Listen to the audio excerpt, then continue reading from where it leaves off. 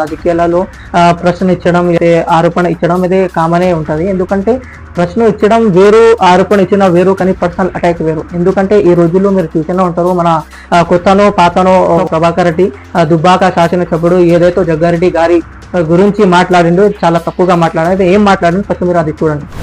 జగ్గారెడ్డి ఉంటాడు, పెద్ద పెద్ద డైలాగ్ కొడుతుంటాడు. ఆయన కూడా పరిస్థితులు ఇవ్వలేదట, దీనిలో వంచుకుంటున్నాడు. నేను మైక్ పట్టుకొని ఏడుస్తున్నాను. రైతుల కోసం ఏడు, కనీసం రైతుల కోసం సీఎం దగ్గర చెప్పు, మంత్రి దగ్గర చెప్పు, మైక్ పట్టుకొని నేను కళ్ళకి నీళ్ళు కాస్తున్నాను. నేను జాగలు అమ్ముకున్నా, భూములు అమ్ముకున్నా, నాకు నీ రేపట్ల జిల్లాల పర్సెంటేజ్ వంచుకుంటారు, నాకు ₹1 కూడా ఇస్తలేదని చెప్పి ప్రభాకర్ రెడ్డి మీరు మాట్లాడేది జగ్గారెడ్డి గురించి మాట్లాడేది ఫస్ట్ ఎందుకు ఏడ్చిండో, ఎందుకు కన్నీరు తెచ్చుకుండో ఆయన గురించి తెలుసుకోవాలి.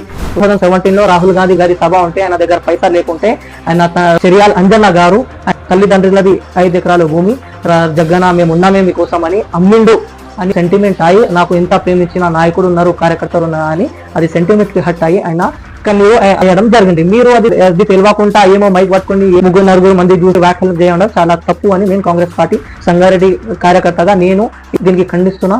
మీరు ఏదైతే చెప్పినారో అదే ఎంతో పైసలు ఖర్చు పెడుతున్నా, అది రైతులకు పెడితే ఎంత మంచి ఉంటుంది. అదే మీరు చెప్పండి, కొత్త ప్రభాకర్ రెడ్డి గారు జగ్గారెడ్డి సార్ దగ్గర పైసలు ఉంటే అది 1000 కోట్ల ఉండని, లక్షల కోట్ల ఉండని పంచే ఘనత అయినది. మీ పార్టీది ఏమది, నీది ఏం ఘనత? ఎంతో వేలాది మందికి ఈ రోజు క్యాన్సర్ పేషెంట్లు కానీ, కిడ్నీ పేషెంట్లు కానీ, ఏ సొంత ఆరోగ్య విషయం వస్తే అప్పుడు స్పందించిన నాయకుడు జగ్గారెడ్డి గారు.